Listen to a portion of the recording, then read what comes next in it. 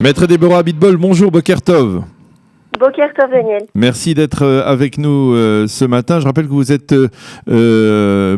êtes avocate à la tête d'un cabinet, on va dire franco-israélien, si je ne m'abuse, qui est impliqué entre autres dans la lutte contre le BDS. Et c'est sur ce sujet que nous voulons dialoguer avec vous ce matin, parce que au cours des 2 derniers jours, s'est tenue à Jérusalem une conférence qui a été organisée entre autres par le ministère des Affaires stratégiques israélien pour mesurer les moyens de lutter plus efficacement, encore toujours plus efficacement contre le BDS. Et vous avez participé à cette conférence. Vous avez donc vous êtes intervenu dans l'une des séances donc de cette conférence. De quoi parlait votre intervention plus précisément? Alors, pour nous précisément, déjà, je voulais, Daniel, replacer un peu le contexte. C'est vrai que c'est la deuxième conférence qui a quand même qui a acquis, si je puis dire, une vraie notoriété. On parle de 150 experts.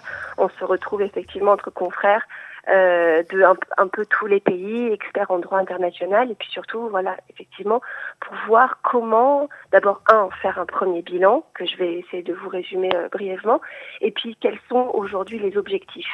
Parce que, comme vous le savez, le BDS existe depuis 2005, il devient une vraie guerre, si je puis dire, que Israël doit mener sur tous les fronts, aussi bien au niveau des nouvelles technologies, Facebook, tous les réseaux sociaux qui sont aujourd'hui le nerf de la guerre, puisque on sait que BDS utilise ce biais, bien évidemment le volet légal, où des actions importantes doivent être menées, et puis surtout le volet communication.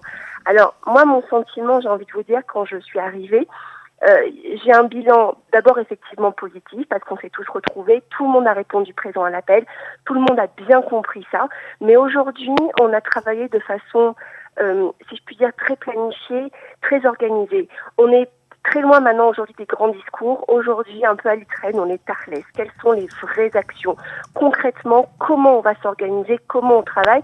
Et pour vous dire, Daniel, aujourd'hui, à la fin du cycle de conférence, on était avec des petits papiers. Aujourd'hui, c'est une idée, c'est une vision, et c'est quelles sont les actions, chacun dans son domaine, en tant qu'avocat, en tant qu'expert, en tant que société de nouvelles technologies, qui puisse effectivement avoir une meilleure visibilité ou en tout cas un contrôle de toutes ces plateformes de financement également.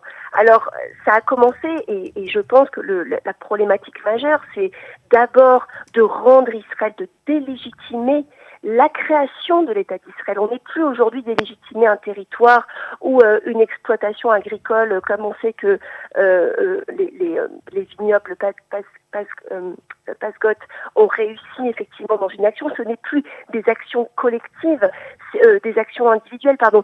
C'est aujourd'hui délégitimer l'existence d'Israël. C'est l'objectif donc du BDS.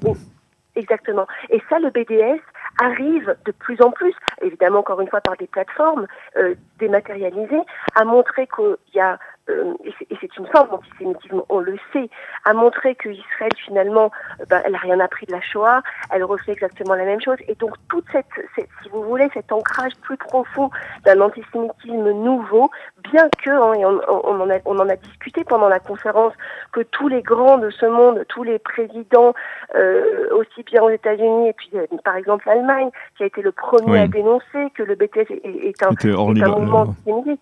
Exactement, au Canada, en Angleterre. Donc on a même Macron. C'est-à-dire il y a des résultats tangibles de ce point de vue-là, c'est-à-dire de...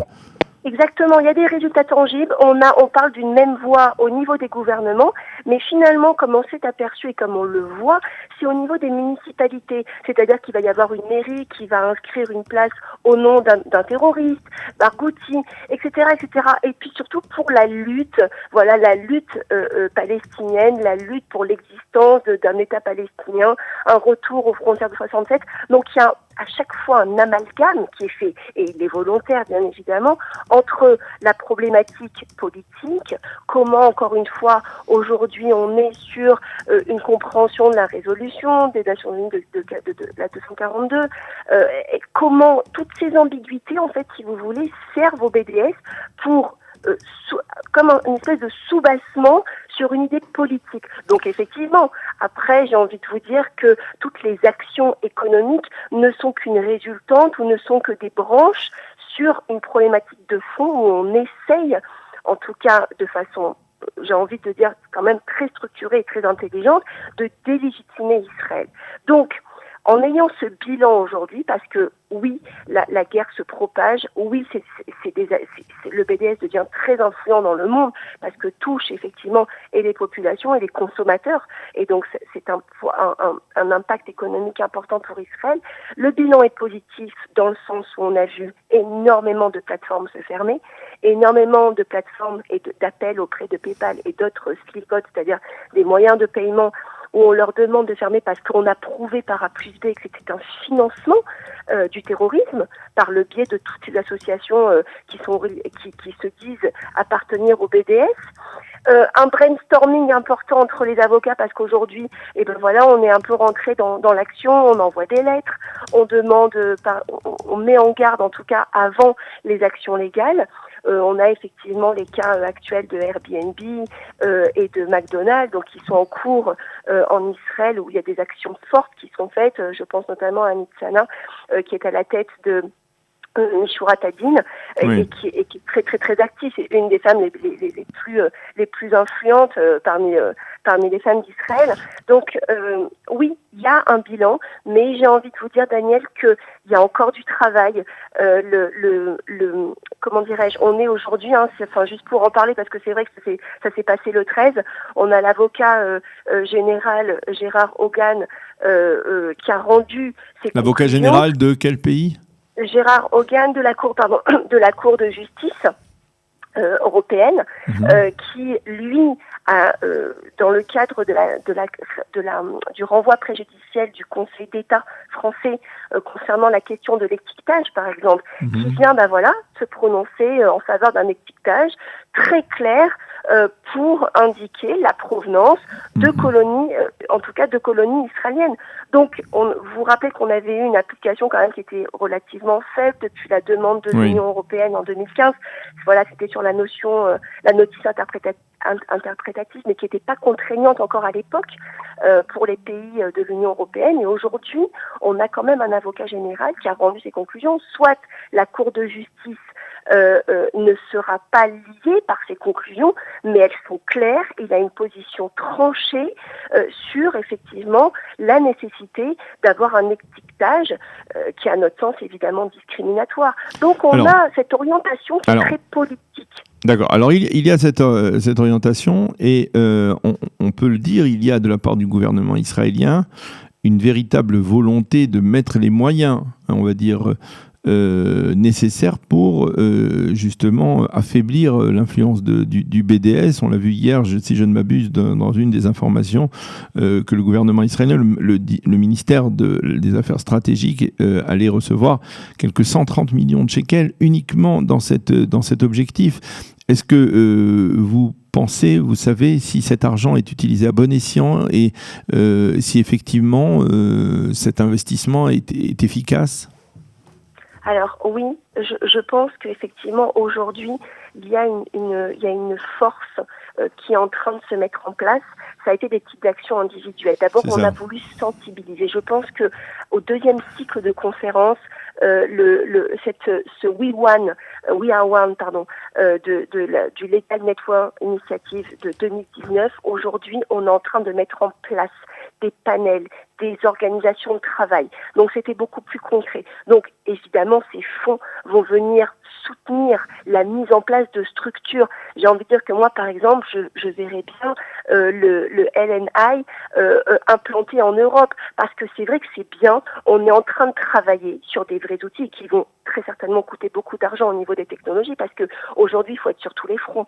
Il faut être sur Facebook. Il faut avoir, encore une fois, cette campagne de pouvoir permettre et de donner les moyens de redorer et d'apporter une nouvelle légitimité à Israël, ce qui est quand même aberrant, mais on en est là aujourd'hui. On en est là. C'est-à-dire que les moyens vont devoir être mis en place aussi bien sur des annonces sur Facebook. Alors, je me rappelle plus le nom du présentateur, mais il y en a une qui a été lancée, je crois, il y a 2-3 jours, pour d'abord sensibiliser les Israéliens à cette délégitimisation, à cette force active agressive et sournoise du BDS, parce qu'on a aussi prouvé pendant ce cycle de conférences que les mêmes terroristes qui sont armés, et ben en fait aujourd'hui c'est ce qu'on appelle les terroristes in suit, c'est-à-dire qu'ils ont revêtu un costume et aujourd'hui vont serrer des mains un peu partout et mettre en place des plateformes pour pouvoir recueillir des fonds qui ne servent finalement qu'à soutenir et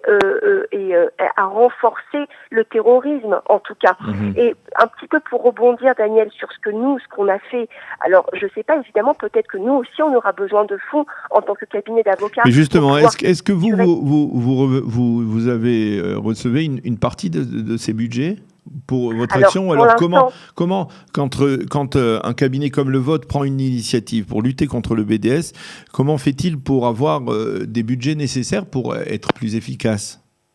Alors, je pense qu'effectivement, d'abord, il y a eu, et c'est tout à fait honorifique, il y a d'abord eu, voilà, travailler ensemble, main dans la main, et pour vous montrer que nous aussi on peut faire du pro bono, parce que le pro bono ça fait aussi partie de la qualité d'un avocat qui consacre quelques heures pour pouvoir travailler. Donc il y a eu cette période, on est en train de travailler sur du pro bono, mais j'ai envie de vous dire que pour moi c'est un privilège, et je sais que va se mettre en place des budgets certainement peut-être pas alloués à un cabinet en particulier, parce que on va travailler en groupe, on va travailler en équipe et sous évidemment l'égide du LNI, mais aujourd'hui le plus c'est quoi important, le LNI, c'est en fait c'est le Legal Network Initiative, c'est-à-dire que c'est la force qui est une association qui est à l'origine, j'ai envie de dire, c'est comme une organisation qui est à l'origine de tout ce travail, qui est aujourd'hui en train vraiment de se structurer.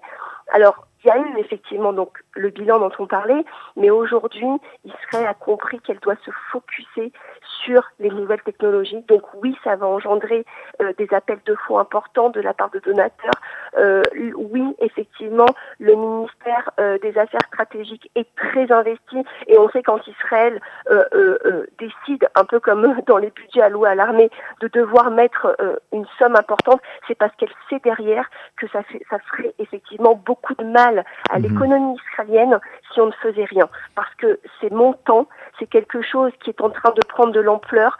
Si aujourd'hui, ou demain en tout cas, on attend les conclusions de la Cour enfin en tout cas la décision de la Cour de justice, si cette décision est positive sur l'étiquetage, elle va se propager et elle risque effectivement de coûter cher à l'économie israélienne. De coûter cher, très très cher à l'économie. Alors juste pour finir, une dernière question peut-être, Déborah.